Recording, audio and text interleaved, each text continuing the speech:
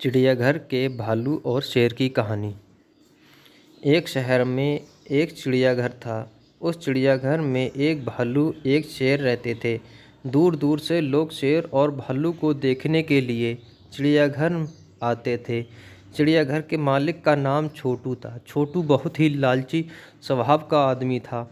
वह चिड़ियाघर में आने वाले हर व्यक्ति से एंट्री फीस लेता था, जिससे वह चिड़ियाघर से मोटी कमाई करता था।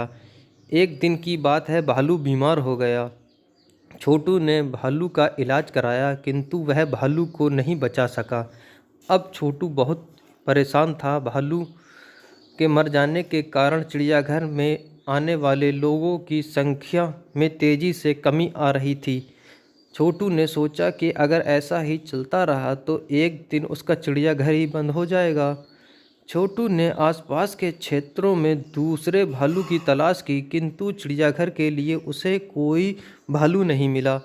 छोटू दिन ब दिन और अधिक परेशान होने लगा। एक दिन छोटू के दिमाग में एक तकरीब सूझी। छोटू रमेश नाम के व्यक्ति के पास गया और उससे बोला, रमेश, क्या तुम भालू बनोगे?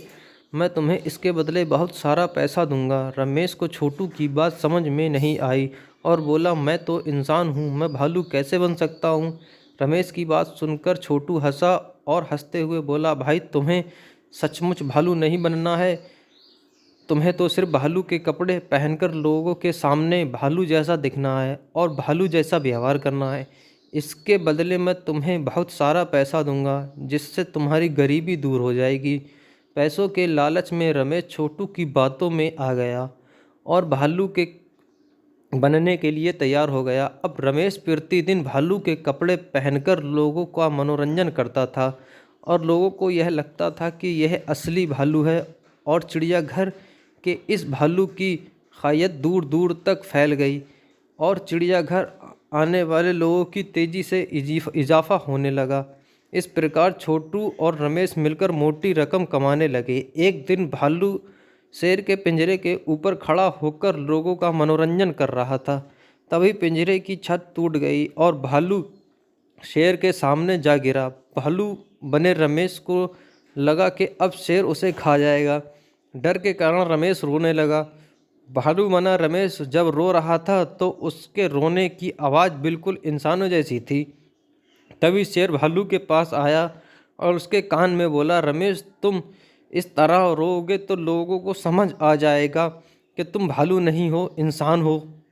शेर को इंसानों की तरह बात करते देख रमेश को बड़ा आश्चर्य हुआ, किंतु थोड़ी ही देर में रमेश को समझ आ गया कि जिस तरह वह नकली भालू बना है, उसी तरह यह नकली शेर है।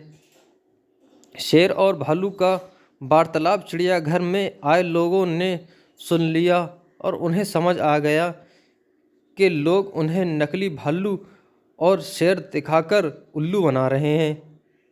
लोगों ने तुरंत ही शेर का पिंजरा तोड़ दिया और भालू और शेर की पिटाई शुरू कर दी। इसके पश्चात लोगों ने चिड़ियाघर के मालिक की भी पिटाई की और उन तीनों को पुलिस के हवाले कर दिया।